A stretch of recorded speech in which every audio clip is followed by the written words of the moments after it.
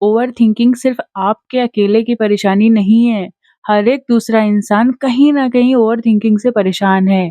ये एक बीमारी बन चुकी है। एंड जैसा कि मैंने मेंशन करा हुआ है कि नाम जब से ना ओवरथिंकिंग खत्म हो जाती है। मैं जीता जागता एग्ज़ाम्पल हूँ। क्योंकि ना भगवान का नाम एक क्लीनिंग एजेंट की तरह काम करता है।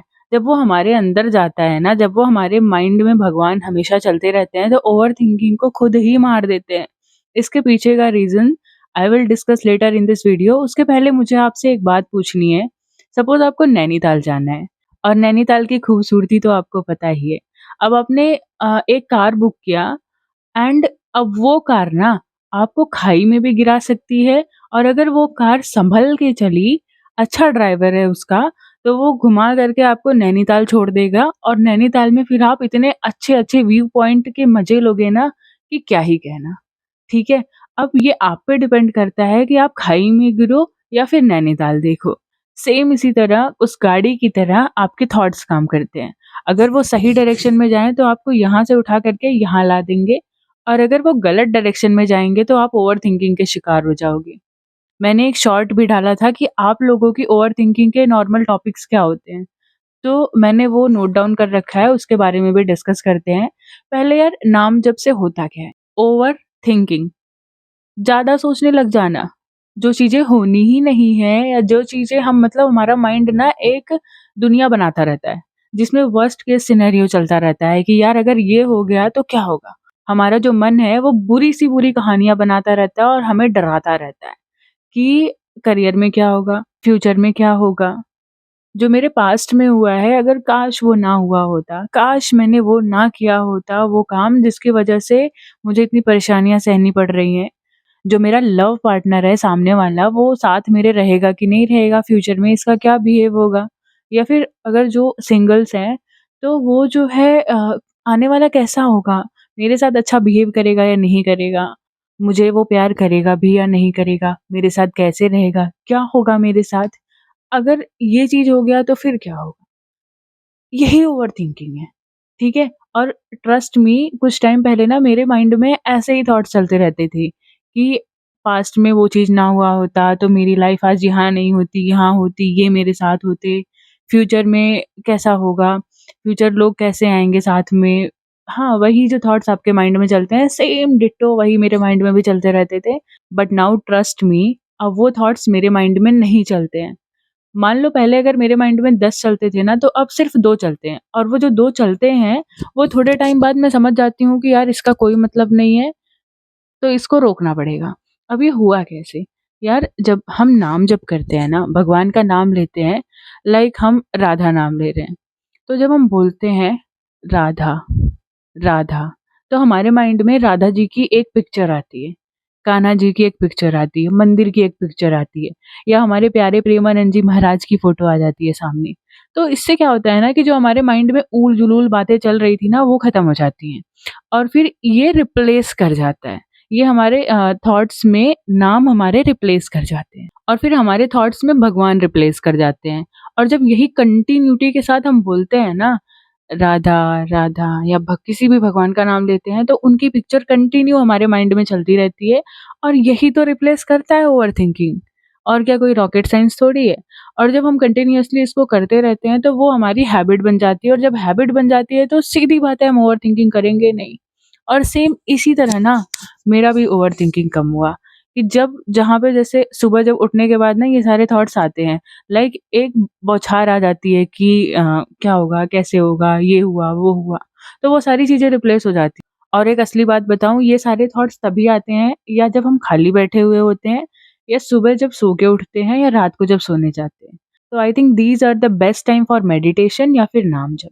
मेडिटेशन से या फिर नाम से रिप्लेस कर दो इन सारी चीज़ों का। ओवरथिंकिंग यार सच में खत्म हो जाएगी। You can try it for 7 days and उसके बाद मुझे रिज़ल्ट बता सकते हो।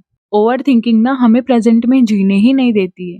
ओवरथिंकिंग बेसिकली जो पास्ट में अच्छी चीज़ें हुई या बुरी चीज़ें हुई, उसको रिपिटेशन पे चलाते रहता है। या फिर फ्यूचर में क्या होगा उसको एक असम्पशन बनाते रहता है कि देखो ये चीज़ हो सकता है। अगर अच्छा सोच लिया तो यार बुरा भी तो हो सकता है। यही होता है ना। आप मेरे साथ एग्री करते होगे। यार मुझे एक बात बताओ, can you go back in the past? आपका आंसर होगा नहीं, बिल्कुल नहीं जा सकते।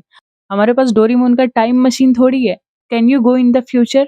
जा करके अपनी भविष्य सँवार सकते हो क्या? इसका भी आंसर होगा आपके पास नहीं। तो क्या बचता है? प्रेज़ेंट बचता है एंड प्रेज़ेंट में मेरे हिसाब से ना आप किसी चीज़ में इन्वॉल्व हो जाओ, खुद को बिज़ी रखो। आई थिंक आपका एज ग्रुप वही है कि जिसमें हमें काम करना चाहिए, जिसमें हमें करियर बिल्ड करना चाहिए, जिसमें हमें खुद पे फ़ोकस रहना चाहिए। काम करो, खुद को एंगेज रखो। तो ये थॉट्स चलने ही मत दो ना अपने माइंड में। और अगर ये सब भी नहीं कर रहे हो, काम नहीं कर रहे हो तो नाम जप करो। ये मतलब ओवरथिंकिंग ये सारे थॉट्स ना जब भी आएँ आप नाम शुरू कर दो।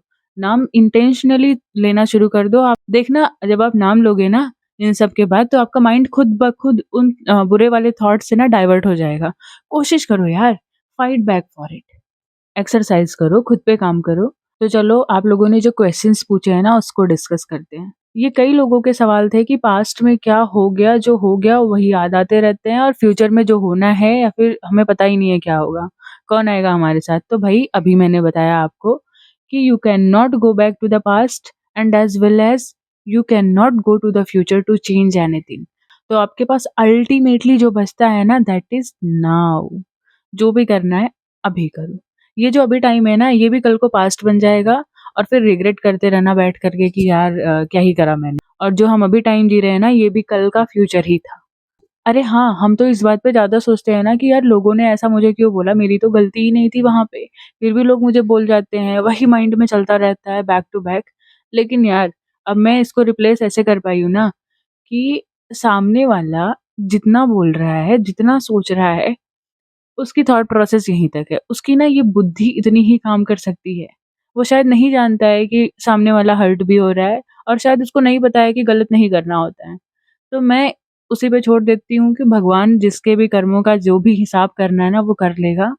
तो इनकी बुद्धि इतनी ही है, ये इतना ही कर सकते हैं, ऐसा कह के छोड़ दो।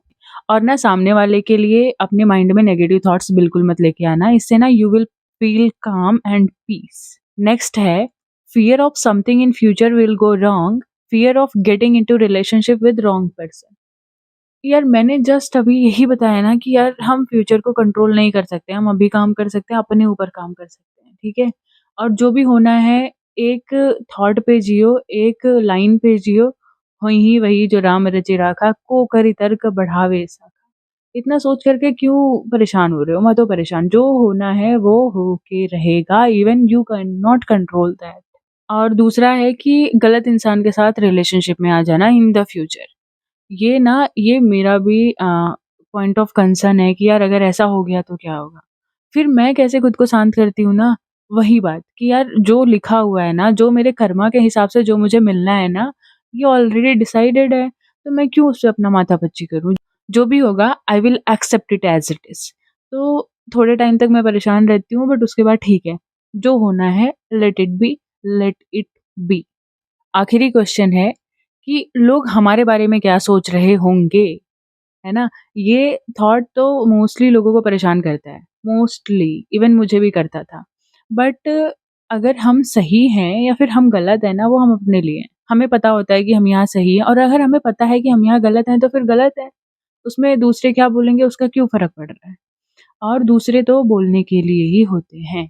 और अगर वो नेगेटिव बोल रहे हैं ना, तो मैंने ये चीज़ ट्राई की है या फिर लोगों को देखा भी है कि वो सामने जाकर के कितनी भी क्लैरिफ़िकेशन दे दे कि यार देखो मैंने ये चीज़ करा ना, ये चीज़ मेरा ये पॉइंट ऑफ व्यू ये था और मैंने ऐसा करा।